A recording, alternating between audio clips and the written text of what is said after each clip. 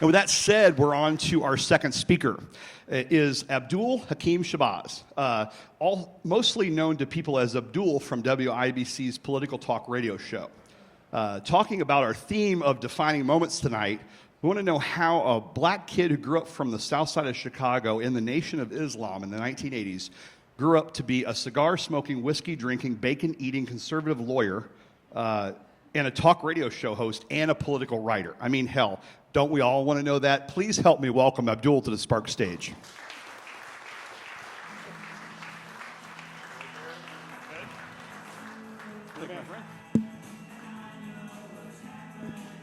All right, so I got 4 minutes, just like my sex life. How are you folks doing this evening?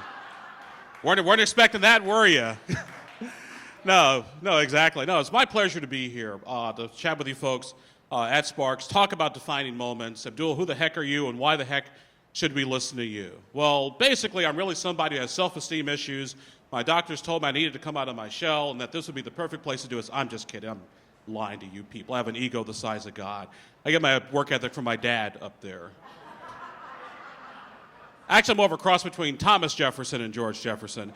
I have this fondness for our Constitution and our history, but also to make a crap load of money, too, in the process. I used to live in Germany. My dad was military, so we're Army brat. Like I said, thank you. Dad served his country for 40 years. Wonderful guy, great soldier, but not necessarily the most domestic person in the world. Whenever my mom would have to go take care of a sick relative or go to have another baby, my dad would take care of us. And so he's like, boys, your mother's gone, so tomorrow morning I'm going to do something special. I'm going to make you a continental breakfast.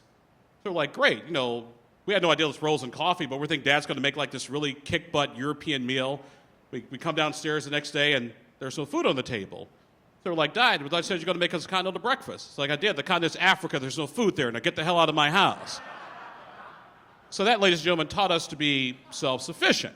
That eventually led me to go into journalism, got a master's from the University of Illinois, went and got a law degree. And I used to cover Illinois politics. I covered several governors, which meant I was a crime reporter. And I spent most of my time in that picture there, as you can see, the Terre Haute prison, because that's where most of Illinois politicians end up anyway. It's true. You know how we tell Republicans from Democrats back home in Illinois? Republicans wear stripes when they go to prison. Democrats wear solids. That's how we tell the difference between the two. Now, one thing that does throw people off of this sort of attitude to be an African-American male, Abdul, do you find yourself having challenges? Well, yeah, like everybody. For example, the first time I got a tattoo, it was like I realized black people getting tattoos is kind of like skywriting at night. So you really have to guide the guy over to really, really well, so people can hear it. But my two greatest defining moments are my lovely wife and my son. Yes, my wife is that lovely African-American woman right there. Yes, my son's a white guy. I'm still trying to figure out exactly how that happened, but, it kind of comes with the territory.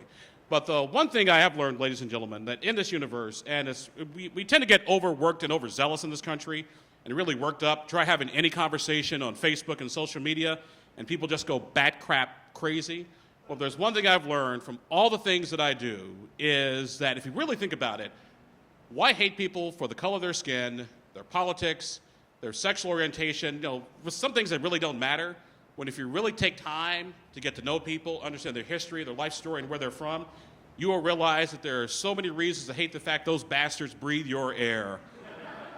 So all I ask you as America, number one, get to learn each other, get to know each other a little bit better, and number two, don't get your news from social media. Please don't. If there's one thing I want you to walk away from, social media is how misinformed people reach uninformed people. And you guys are way too smart for that. Thank you very much. It's been my pleasure to be here today.